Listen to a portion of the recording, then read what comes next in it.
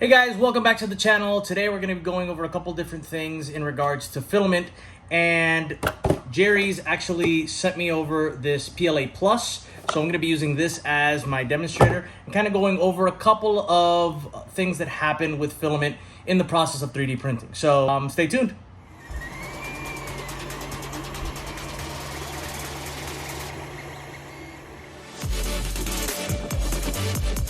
All right, welcome back. So, like I stated in the intro, we're going to be using Jarees PLA Plus today to do a print and kind of go over a couple things that can happen to a filament on your 3D printer, whether it be a direct drive or whether it be Bowden, whether you're using something like an artillery or whether you're using something as simple and easy as an Ender 3. So, I'm going to go over a couple of different questions that I've been getting from a couple different people and just answer them to the best of my ability. I am not an expert whatsoever at any of this, so just, you know, if I'm doing something wrong or if I'm wrong in any way, by all means feel free to leave it in the comment section and I'll research it, just going based off of my experience and what I do in these certain situations. All right, so question number one is, why does my spool always get tangled?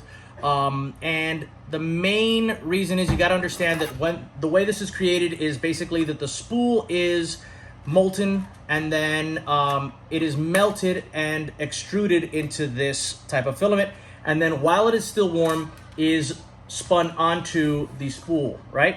So it's always going to gravitate to this type of shape because that's how it was molded. So what I normally do is, when I put in my filament, is at least on the end, I try to stretch it out a little bit.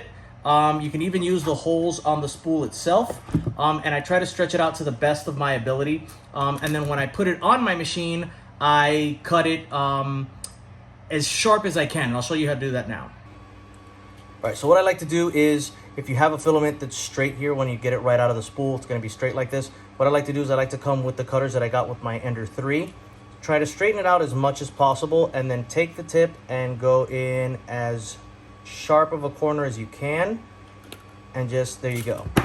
You see that? It's super, super sharp, and what that does is not only allows it to feed quicker into the actual extruder, but once that gets into the hot end, because there's very little material at the tip, it heats up very quickly and melts very quickly. You can get that through super, super fast. So that's one of the ways that I do it. It's actually the only way I do it, and it's worked out for me really good. So that's the way I recommend doing it. Another question I get is, what is the difference between PLA and PLA Plus? So honestly, PLA Plus is PLA with some additives added into it. As far as filament, in my opinion, they're very much the same. I think that PLA Plus gives you a little bit of a smoother and richer color as far as the design is concerned. However, in my case, I sand, prime, and paint almost all of my prints anyways. So for me, it really doesn't make a difference. I'll choose one or the other. There's not a huge difference over one and the other. If you're leaving it bare without, sanding or priming or anything like that, then, PLA Plus is probably the better route to go. But if you're using straight PLA, it doesn't mean that you're using a lesser plastic or anything like that. Just PLA Plus has some additional additives. I don't know what those additives are. They vary from company to company, but again, it's not a huge difference between the two. No matter which way you go, you'll be fine. So the third question I get is, why does my print stick to the bed too much? And it's something that I experienced in the beginning when I first started 3D printing, and it was a little bit of trial and error. There are a couple different things you can do. The one that I do that works the best for me is I put a little bit of Elmers glue stick on the print bed, and it also helps promote adhesion, but it gives you something between the plastic and the actual bed surface. So it's kind of like a layer where this won't allow it to stick to the bed too much, but it also will not allow it to not adhere, if that makes sense. So it basically works in both ways. It'll allow the print to actually stick to the bed, but also creates that layer to where it won't stick too much, to where the bond between the plastic and the bed is one, and then now you have it merging together. So that's one of the things that I use. You can pick up, I think I picked up a box of these for like $6 or $7 on Amazon. I brought like 30 of them. So definitely check those out. I'll put a link in the description if you need it. But that's pretty much the way I do it. I don't use that on my artillery because on my artillery, I have a PEI sheet. So I don't need to use the adhesive, and the PEI sheet on that works perfectly.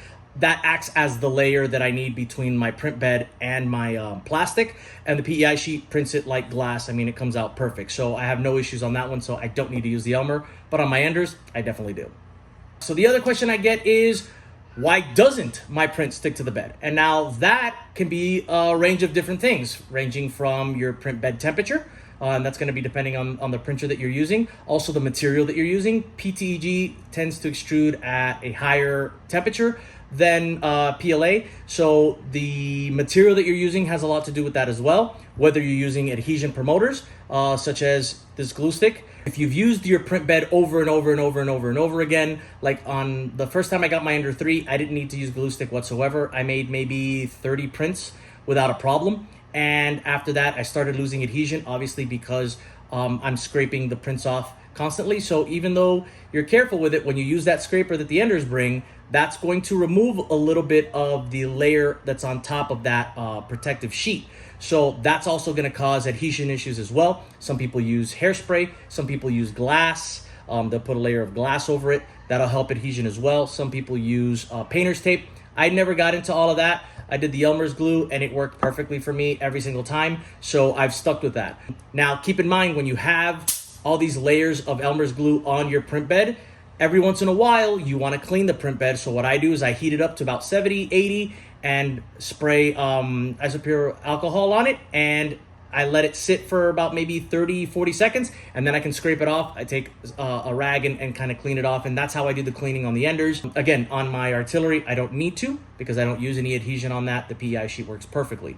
But if you have a dirty bed or if you have a used bed, then that's also going to create issues with adhesion. So just be careful with that. All right, so the next question is, why does my hot end not extrude any filament? So this can be a vast amount of things. I just recently had an issue with my artillery clogging, and I had actually the heat break fan on reverse, so it wasn't providing enough cooling and regulating the temperature, and it was clogging the nozzle.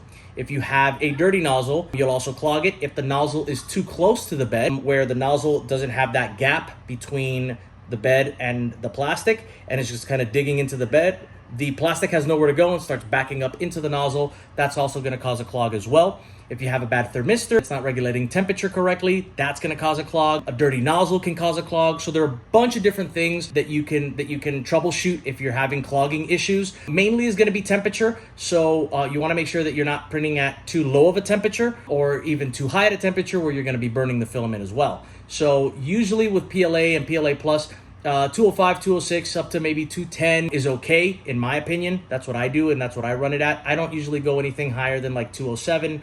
So keeping with that temp range is fine with PLA. That way you're not burning, but that you're also not under temping it or whatever. So yeah, that's going to be your main issue. A lot of times leveling issues can also cause it as well. And again, that's going to be with your nozzle hitting the bed. So make sure that you're using the right instruments to level. On my artillery, I use a piece of paper and I make sure that I adjust it. And the second I can't slide that paper anymore and it kind of bunches up, then I know that I'm level. On my Enders, I use a business card. It's a little bit thicker. And the second I feel a little bit of tension, I tighten it a little bit more and then let it go, and I get my prints perfect every time. So that's really going to be the main issues if you're having clogs on your printer. Also, make sure to clean out the nozzle. PTFE tube, if you're using like an Ender where you have the PTFE tube inside the hot end, if that gets clogged or over time, that can actually heat up and start melting and getting old. That's also going to cause clogging issues. On both my Enders, I switched out to a Micro Swiss all metal hot end so that I don't have a PTFE tube inside.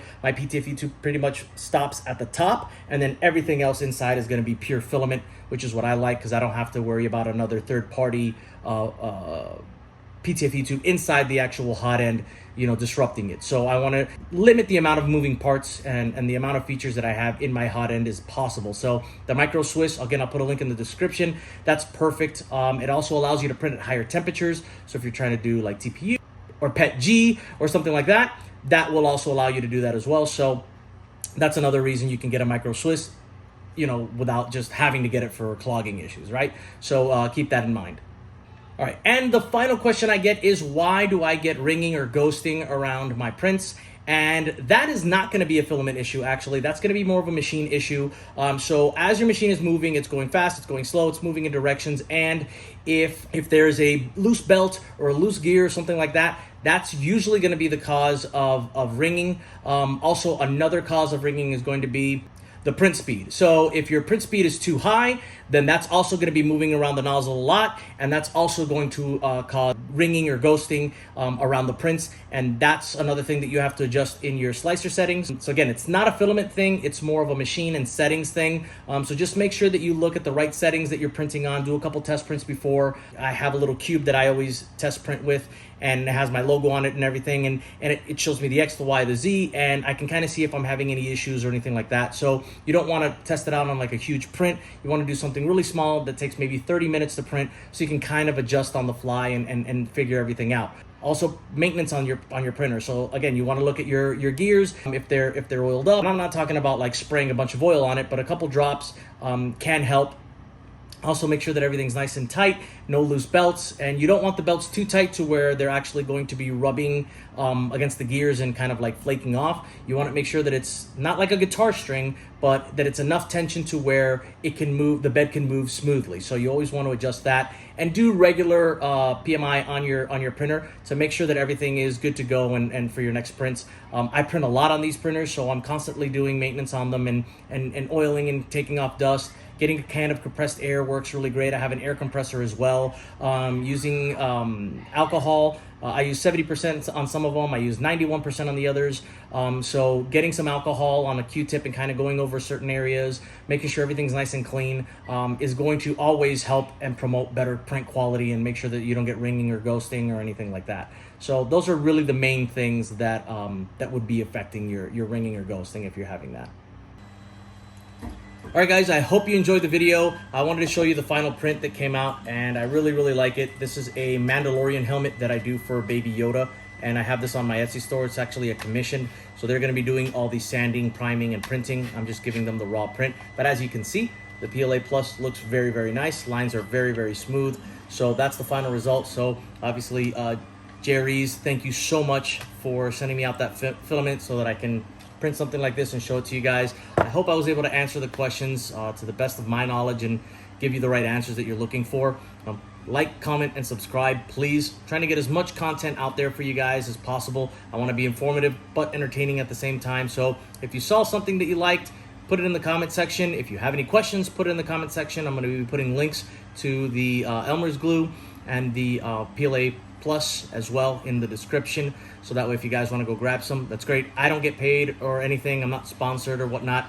They just sent it over. I told them I'd do a video on it, and I'm happy to do it because it gets more information out to you guys, which is really what I'm trying to get here. So again, like, comment, subscribe, and go check out my TikTok and my Instagram.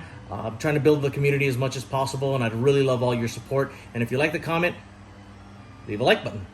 Take care. Have a good one.